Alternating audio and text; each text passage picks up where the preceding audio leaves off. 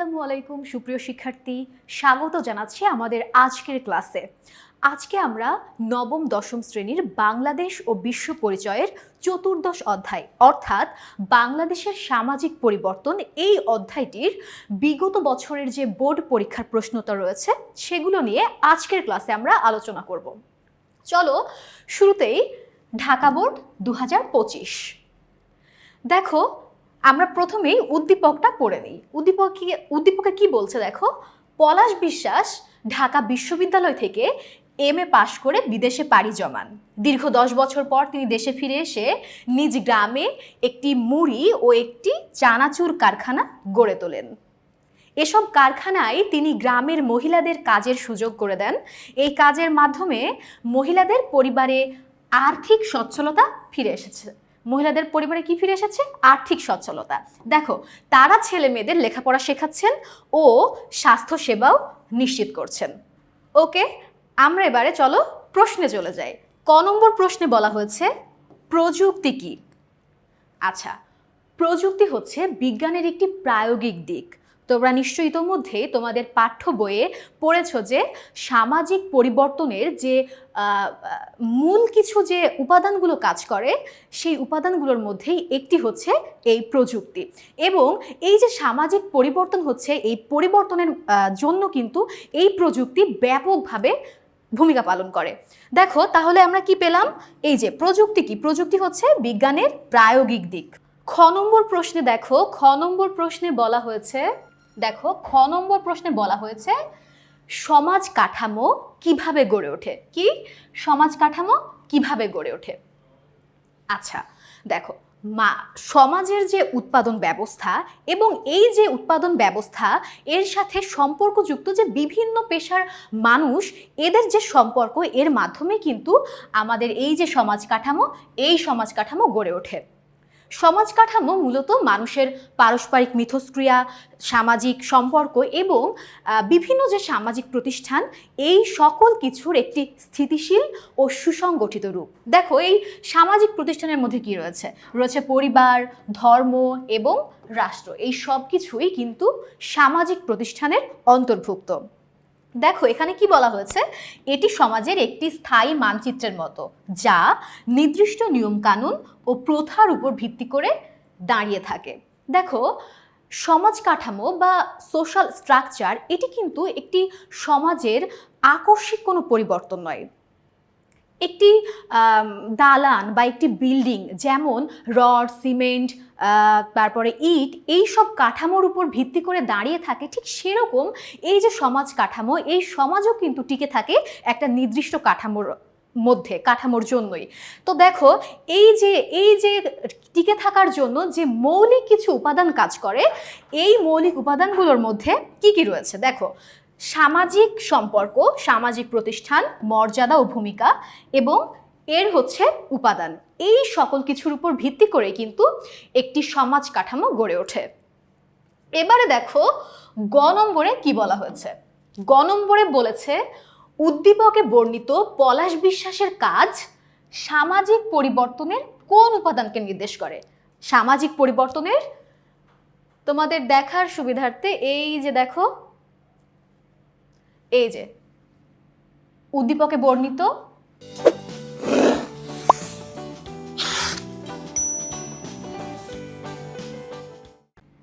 বর্ণিত পলাশ বিশ্বাসের কাজ সামাজিক পরিবর্তনের কোন উপাদানকে নির্দেশ করেছে? আচ্ছা, তোমরা ইতোমধ্যেই তোমাদের যে পাঠ্য বই সেখানে নিশ্চয়ই পড়েছো যে সামাজিক পরিবর্তনের জন্য নির্দিষ্ট কিছু উপাদান কাজ করে। সেখানে দেখবা যে 7টি বিষয়ের কথা বলা হয়েছে। 7টি উপাদান কি কি?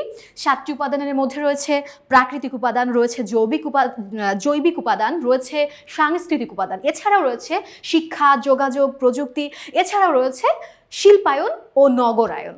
তাহলে দেখো, এই যে বলেছে সামাজিক পরিবর্তনের কোন উপাদানকে নির্দেশ করেছে, তোমরা নিশ্চয়ই উদ্দীপক পড়ে এতক্ষণে বুঝে ফেলেছো যে গ নম্বরে কোন উপাদানের কথা বলা হয়েছে।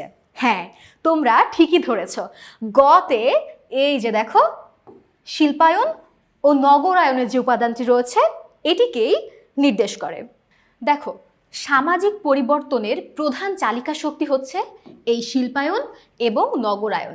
শিল্পায়ন এমন একটি প্রক্রিয়া যার মাধ্যমে যে কৃষিভিত্তিক অর্থনৈতিক এবং যে সমাজ ব্যবস্থা, এই সমাজ ব্যবস্থাটাকে শিল্পভিত্তিক এবং উৎপাদনমুখী অর্থনৈতিক সমাজ ব্যবস্থায় রূপান্তরিত করে।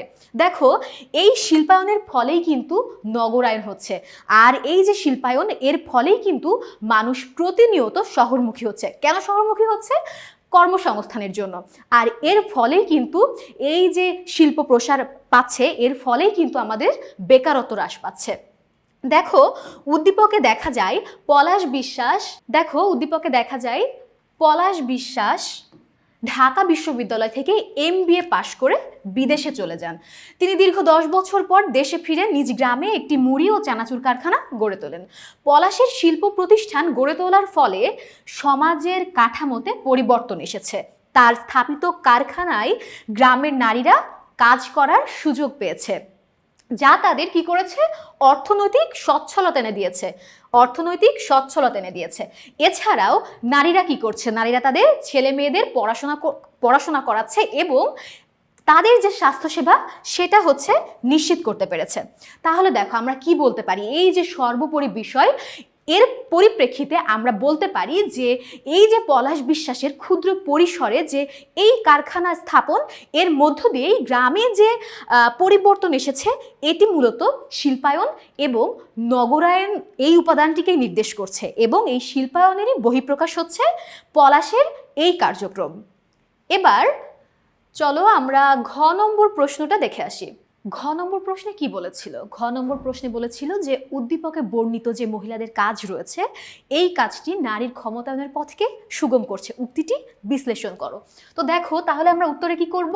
যে উদ্দীপকে বর্ণিত মহিলাদের কাজ নারীর ক্ষমতায়নের পথকে সুগম করছে, উক্তিটি যথার্থ। দেখো, নারীর ক্ষমতায়ন বলতে আসলে কি বোঝায়? আচ্ছা, একটা নারী যখন ব্যক্তিগত, সামাজিক এবং অর্থনৈতিক পর্যায়ে তার যে কোনো সিদ্ধান্ত গ্রহণে যখন সক্ষমতা অর্জন করবে, এটাই কিন্তু আসলে নারীর ক্ষমতায়ন। তো এই যে নারীর উন্নয়ন এবং ক্ষমতায়নে শিল্পায়ন এটি কিন্তু অত্যন্ত গুরুত্বপূর্ণ একটি ভূমিকা পালন করে। এই যে শিল্পায়নের প্রসার ঘটলেই কিন্তু নারীরা অর্থনৈতিক কর্মকাণ্ডে অংশগ্রহণের সুযোগ পায়। ফলে কি হয়? ফলে তাদের যে অর্থনৈতিক অবস্থা, এই অর্থনৈতিক অবস্থাটার উন্নতি হয়, এবং সমাজে এই যে অর্থনৈতিক অবস্থার উন্নতি, এর ফলে তাদের সম্মান এবং ক্ষমতা আরও বৃদ্ধি পায়। দেখো, এই যে এখানে কি বলা হয়েছে, উদ্দীপকে দেখা যায় পলাশ বিশ্বাসের মুড়ি ও চানাচুর কারখানায় কাজ করার ফলে গ্রামের নারীদের জীবনে ইতিবাচক পরিবর্তন এসেছে। কারখানার কাজের মাধ্যমে মহিলারা আয়ের সুযোগ পেয়েছে, যা তাদের পরিবারে আর্থিক সচ্ছলতা এনে দিয়েছে। আর্থিক স্বাধীনতা নারীর ক্ষমতায়নের প্রধান শর্ত। তাহলে নারীর ক্ষমতায়নের প্রধান শর্ত কি? আর্থিক স্বাধীনতা। এছাড়াও আর্থিক স্বাধীনতার ফলে তারা কি করছে? সন্তানদের লেখাপড়া শেখানো এবং তাদের উন্নত যে স্বাস্থ্যসেবা, সেই উন্নত স্বাস্থ্যসেবাটা নিশ্চিত করতে পারছে। এই যে আর্থিক স্বাধীনতা, এর ফলে কি হচ্ছে? আর্থিক স্বাধীনতার ফলে তারা কি করছে? সন্তানদের লেখাপড়া শেখাতে পারছে এবং তাদের যে স্বাস্থ্যসেবা, উন্নত স্বাস্থ্যসেবা, এই বিষয়টাকে নিশ্চিত করার মতো গুরুত্বপূর্ণ একটা বিষয়ে তারা স্বাধীনভাবে সিদ্ধান্ত নিতে পারছে। ঘর থেকে বেরিয়ে কর্মক্ষেত্রে যোগ দেওয়ার এই যে প্রক্রিয়াটি, এটি তাদের কি করছে? আত্মবিশ্বাস বাড়াচ্ছে এবং সামাজিক সচেতনতা তৈরি করছে। তাহলে দেখো, এই যে এখানে মূলত অর্থনৈতিক মুক্তি তাদের ক্ষমতায়নের প্রধান হাতিয়ার হিসেবে কাজ করছে। তাহলে প্রধান হাতিয়ার হিসেবে কাজ করছে কি? অর্থনৈতিক মুক্তি। তাহলে দেখো, এই যে সর্বোপরি বিষয়ের উপরে আমরা ভিত্তি করে কি বলতে পারি?